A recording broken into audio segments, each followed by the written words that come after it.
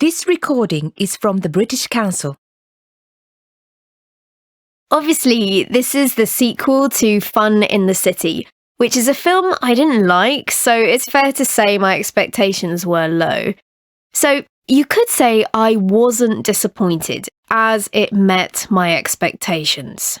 It was awful. It was so awful, I'd rather not spend any more time on it by talking about it. But that wouldn't be a film review, and I think I owe you all a review to save you wasting your money going to see it. So, it starts off with this big wedding scene, and I won't go into why, but the whole scene is just there so they can make this one joke. It's not even a funny joke, it's just terrible.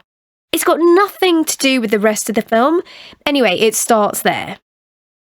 Then, instead of the characters and the plot staying in New York where the original film was set, one of them wins a ticket to India and decides to take all her friends. It's what directors do when they've run out of ideas.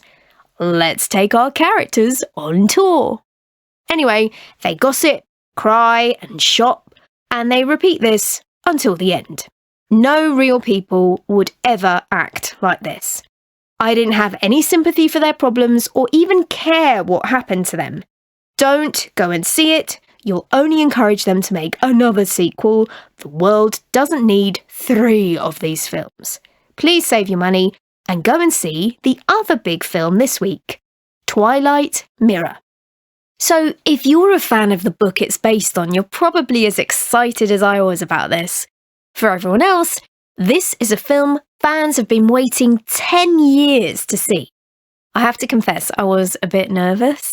I'd seen the posters and they didn't look right. I didn't love them at all. And I wasn't sure about the actors they cast either. So I went in not sure what to expect. But I loved it. One thing I really liked about it was the pace.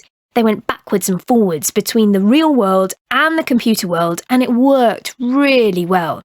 The special effects brought the computer world to life, and I totally believed in it. But more than that, I felt emotionally connected to the story and the characters. The whole film worked on so many levels. It reminded me of going to the cinema as a child, how much fun that was. I can't recommend it enough.